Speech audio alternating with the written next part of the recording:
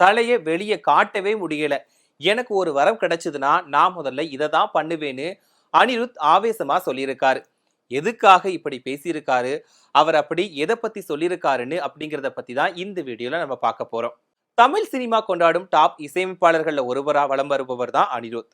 AR Rahman பள்ளியில படிச்சு இன்னைக்கு இந்தியாவை தாண்டி கொண்டாடப்படும் இசையமைப்பாளரா இருக்காரு அனிருத்.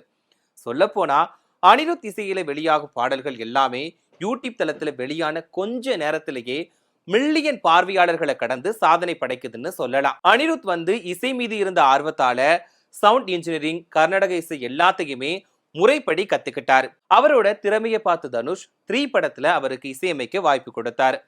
முதல் படத்திலேயே வைதிஸ் கொலவரி பாடல் எதிர்பாராத அளவுக்கு உலக அளவுல ஹிட் ஆச்சு. அதுக்கப்புறமா டேவிட், எதிர்நீச்சல், வணக்கம் சென்னை என வரிசையா அடுத்தடுத்த படங்கள்ல பல்வேறு ஹிட் பாடல்களை கொடுத்தாரு. குறிப்பா வேலையில்லா பட்டதாரி, கத்தி ஆகிய படங்கள் அனிருத்த அடுத்த கட்டத்துக்கு எடுத்துட்டு போச்சு.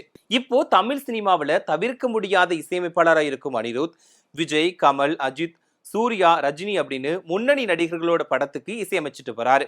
இப்போ அவர் கைவசம் நிறைய படங்கள் இருக்கு. குறிப்பா தமிழ்ல Coolie, Jananayagan, Madharaasi, love insurance company, Jailer 2 உள்ளிட்ட படங்கள் இருக்கு. அதே மாதிரி தெலுங்குலையுமே சில படங்கள் அனிருத் இசையமைப்புல அடுத்தடுத்து வெளியாக இருக்கு.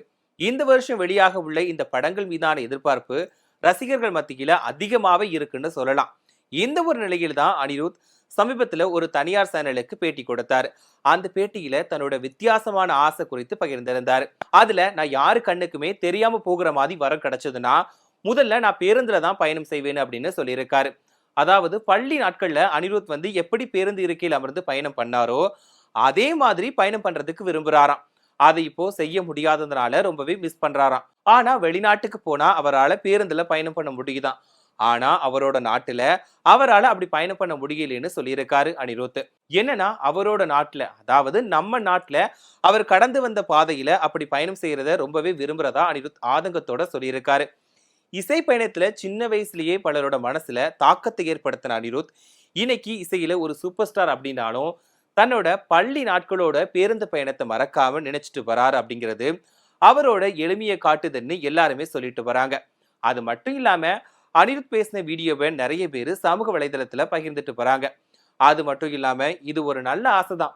யாருக்கு தான் பள்ளிக்கூடத்துல படிக்கும் போது பேருந்துல போன பழைய கால நினைவுகள் பிடிக்காது? மறுபடியும் எல்லாருக்கும் அதே மாதிரி போக ஆசையா தான் இருக்கும்னு தங்களோட கருத்துக்களை பதிவிட்டுட்டு வராங்க.